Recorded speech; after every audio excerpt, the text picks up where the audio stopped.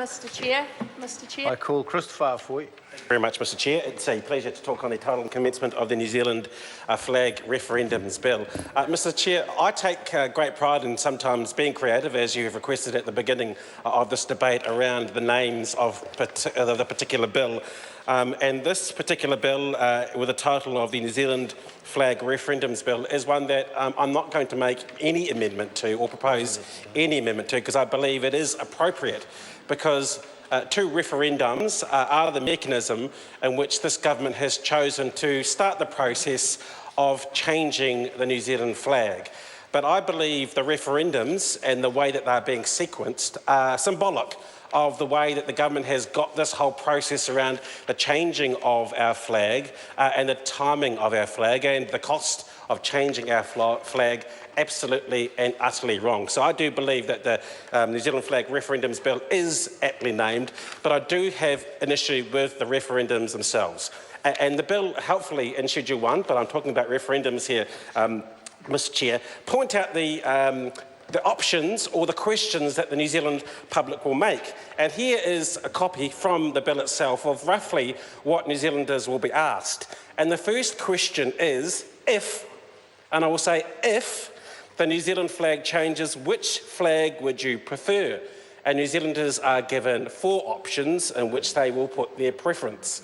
So, Mr Chair, the question is, what would you prefer if the flag is changed? That is the first question that New Zealanders will be asked. So, if it changes, what would you prefer it to?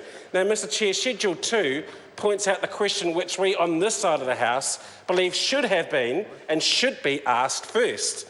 And that is, what is your choice, or would you prefer, what is your choice for the New Zealand flag? Would you want it to stay the same, or would you like to have it something different, which you have been asked for in the first referendum of the referendums that are being held here?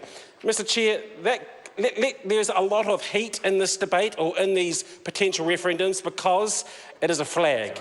So let's take it out and just say that we're choosing a car.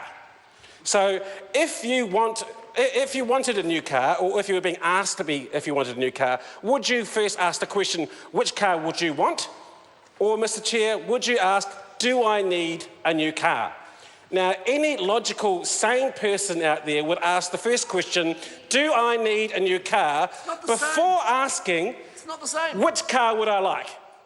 And that is the simple stupidity of the sequence of these two referendums, which are being proposed in this bill. The first question should be asked first, do I want a new car? And the second question should be asked second. First question should be asked second. If I want a new car, which car would I prefer? And you should be asked, well, do I prefer the car that I've got now, the status quo, or would I prefer potentially 4 other new cars that should be offered up?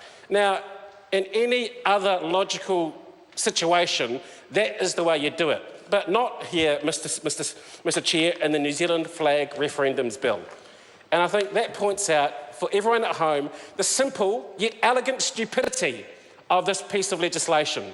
Because not only do people not want this piece of legislation to not want our flag to change right now, you campaigned on it. Not right now, not only do they not want $26 million of money to be spent on this referendum is just plain out stupid.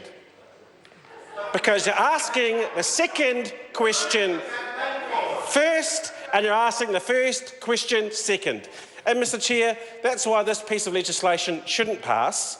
If the government really wants to have a meaningful process around changing a flag of significance to every New Zealander, let's get it right. Let's not have this Mickey Mouse process where people haven't bought into. Only 700 people turned out to the flag referendum meetings right around the country. It's cost us millions of dollars already. The government turned away over 700 people from the select committee process that it blatantly obviously did not want to hear from, because they would have said the same thing that we would have said too.